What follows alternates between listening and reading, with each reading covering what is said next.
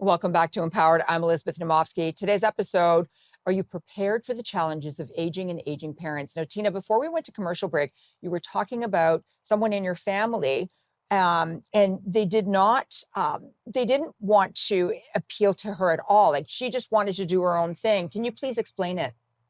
Absolutely. She was totally against the idea of having a live-in caregiver, which she absolutely needed at that point in her life. But her children talked to her and convinced her that that was the best option. She grudgingly agreed to it. And after a few months, she actually grew so close and so dependent on that caregiver that she became like another child to her. So do not give up when parents, do not go along with what is rational at the beginning. Most human beings are rational and they will come around. They'll know that there's no other choice. I think the thing too is a lot of people, when they get older, they're set in their ways and they don't like change.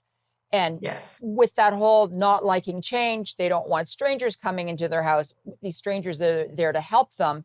But in their mind, they're coming into their home and their space. So, good words of wisdom to just listen and just keep prodding and keep doing it until it happens, because it's for their own health and wealth, nobody else's.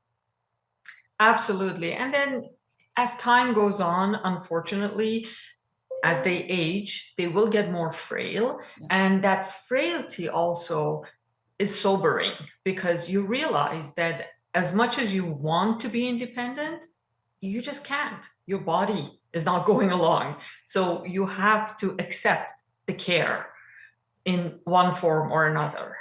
So I just had a friend who turned 80, and she said that when she turns 100, she wants to dance. So I said, I will get a tiara for you and we will dance on your 100th birthday. But what I want to ask you is, what is your vision for your life when you're 85?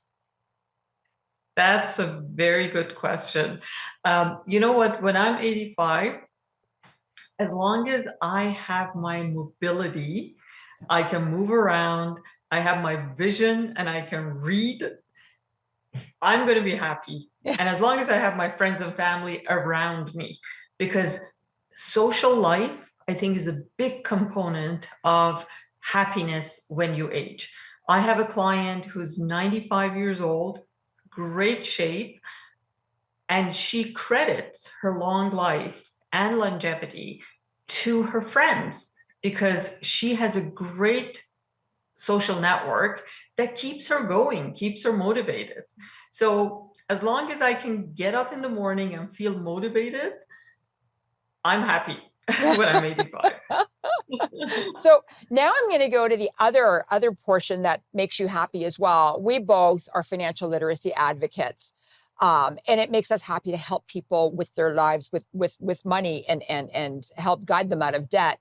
How do you prepare in order to have the resources to look after yourself if you need home care or facility care? That is a very good question, Elizabeth. And that is something that has to be built into every financial plan. Every one of my clients, when we do financial planning for them, we factor in the possibility and the scenario that the last 10 years of their lives, they may need home care or facility care. And depending on the level of luxury that they want to have at that point in their lives, we build that into that scenario and into that budget to see whether they have the resources to provide for that. Sometimes they have more than enough resources. Sometimes, the plan may show that they're going to run out of money at 85, which is not a good scenario. It means that they will need to save more at this point, or maybe decrease their expectations. Maybe they should be looking at retiring and living somewhere cheaper during retirement to be able to stretch their dollars more. But that type of planning is crucial. And the sooner you do it, the more prepared you're going to be for the eventuality. So when we come back, we're going to talk about how to include close family members. We're going to talk about a little bit more about aging and preparing the elderly. And, you and I, we do have family that are aging. So we're going to talk about that some more. So please don't go away. We'll be right back with Tina Tehranchian. And she's going to talk about the financial plans as well that we need to go forward. So please don't go away.